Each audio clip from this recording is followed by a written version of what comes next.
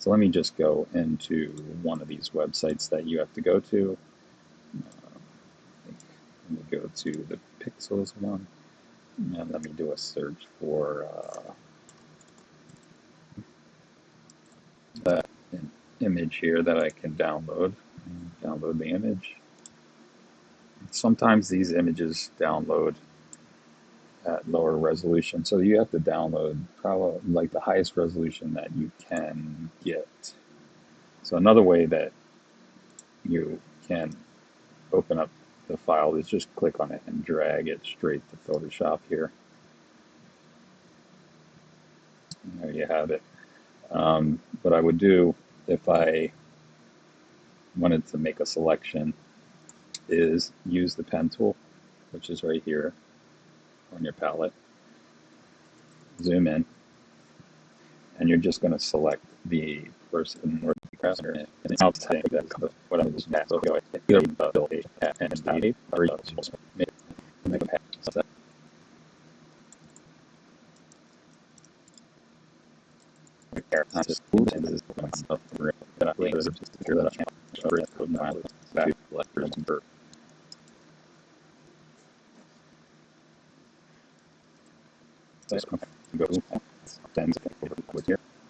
It's third from the left, it should be, but it looks like a selection. So now he's selected. What I want to do is go to Edit and Copy, or Command P or Command C, and then you want to go over to your document and you could edit, paste. All right, so now another thing that I kind of messed up on, but I like that I messed up on this because it will show you what happened. If I go back over here, you can see I'm on shape 1 layer. I need to be on background. So now that I'm on background, I could copy, go back over to the document, and I could paste.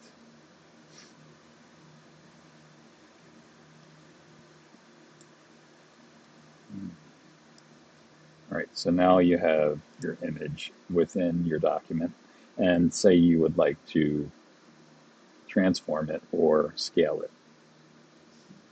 You could go to Edit, Transform, and then Scale.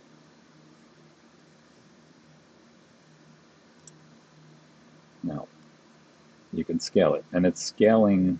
You can see that it can be skewed. So you don't want this to happen. So you need to press down Shift so that it scales in proportion. And then double click when you're done.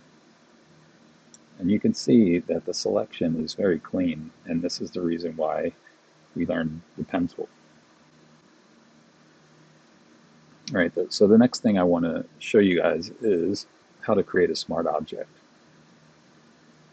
When you go all the way over to the right side of your layer and you right click on it, you can convert your image to a smart object on that layer. So now this image that's a smart object could only be manipulated through if you click on this little icon right here. If I double click on this icon, I open my image up in another document, but it is a part of this one here. So I can add another layer into this document, and I can go back to the website in which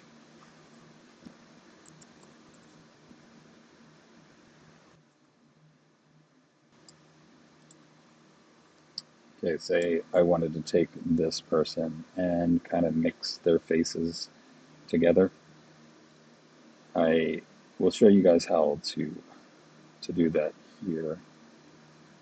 So again, we are going to use our pen tool. This is open in preview, and this is a lot of times people do this. Like if you double click on the photo itself, you're going to open it up in preview. So we're going to have to drag it straight to Photoshop.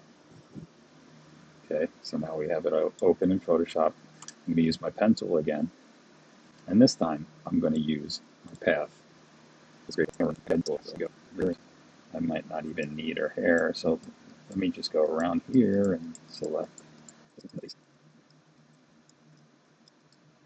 Okay, So you can hit Command and click to get a selection, or you click and drag to the selection, the third icon. You go to Edit, Copy, and you're going to go over to the other document. Resize is Command minus.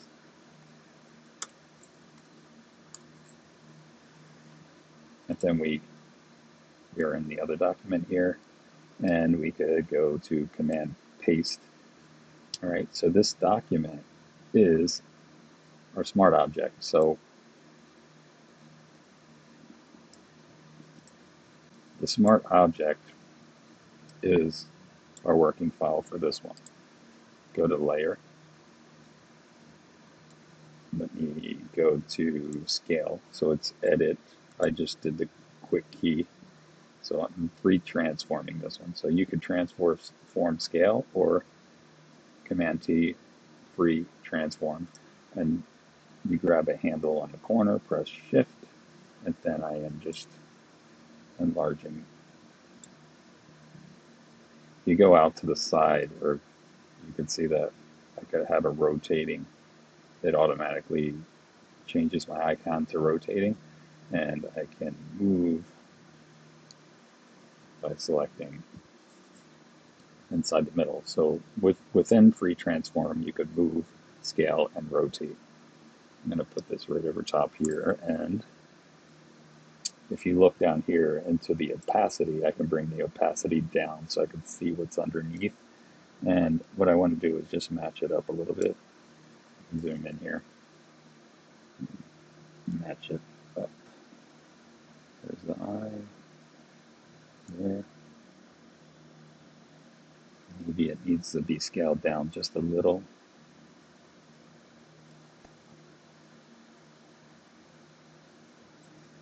And rotated just a little bit. Bring this down. So that looks pretty good. All right, so now I'm going to bring the opacity back up here. And I'm going to add a layer mask. The layer mask is right down here, right next to, it's like the third icon over again. So I'm going to add a layer mask, and that is right beside the layer that I want to mask that is over top of my bottom layer. So I'm going to mask with a brush. So I'm going to hit B, or you could just click on the icon here. Now, to get your brush to be a bigger size, you can just go up here and resize it. So just to make sure you guys all have the same layout. The layout that I have here, if you go to Workspace, is Essentials Default. And if you don't see the layout looking like this, you're going to have to reset it. All right, so now let me get a little bit of a larger brush.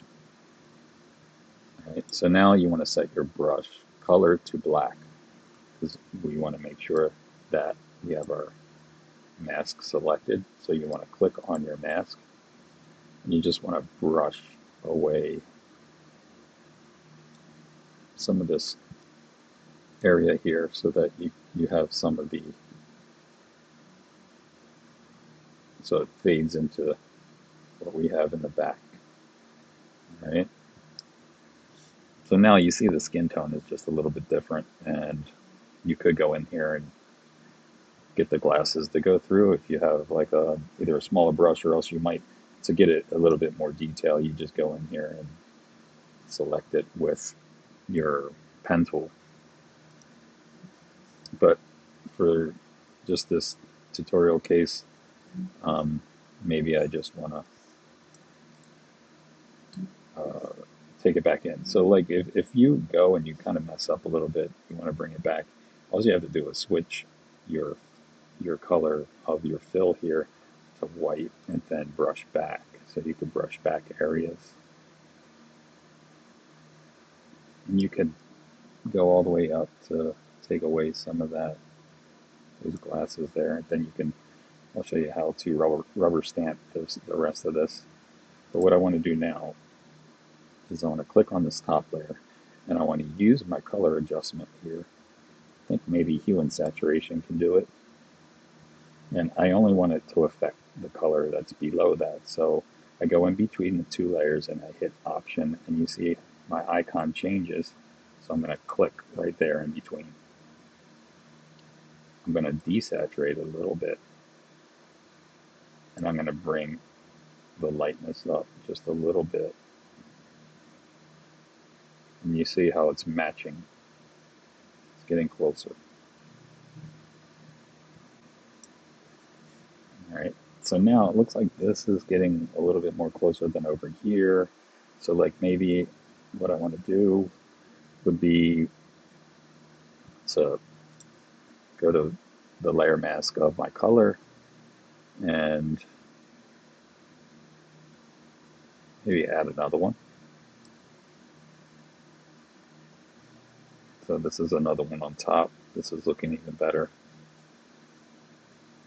So maybe I could just go into this first one here and try to get it to the point where this side here matches the bottom.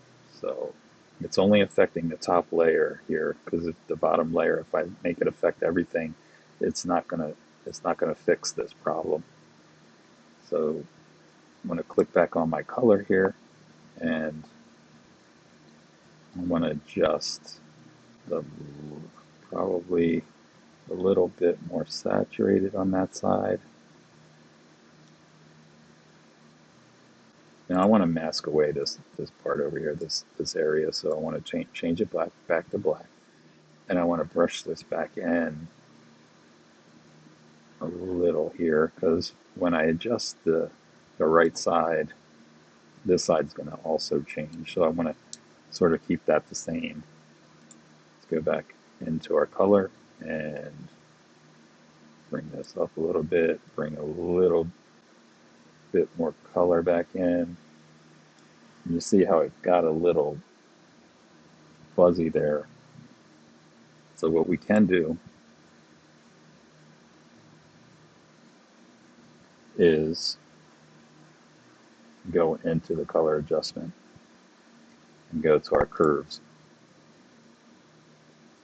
So curves is also another way to adjust the color. You want to make sure that it's not affecting the whole thing and only that top layer. So again, in between the two layers here, just click once, holding down Option.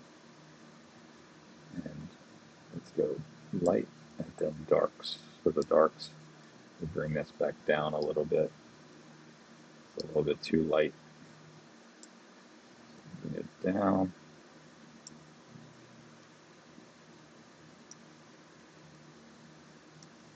So it's a little bit too saturated here. Might be best to bring this below one of these, hue and saturation. See how that changed there? All right, so I'm going to take this selection. If I hit Command, or I could hit Command and click on this masking layer, it just makes that selection. And then I just want the inverse of that selection. Edit,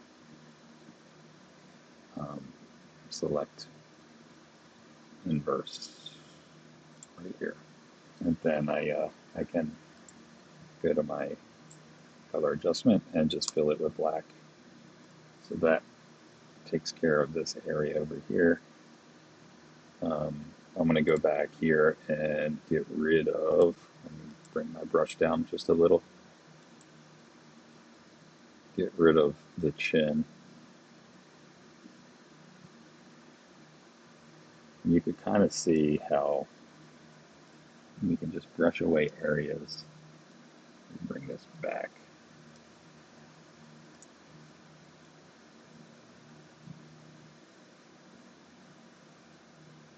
Maybe I want to do something where it's split in half.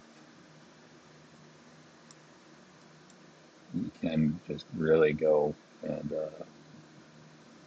get closer so that it looks a little bit more realistic up here. Now I want to bring this back a little bit more because it doesn't look right. Right, so now all I want to do is adjust that color to match. So let's just use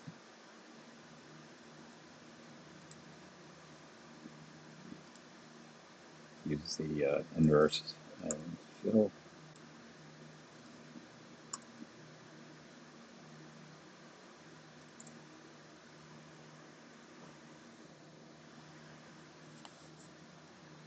And the side looks good. So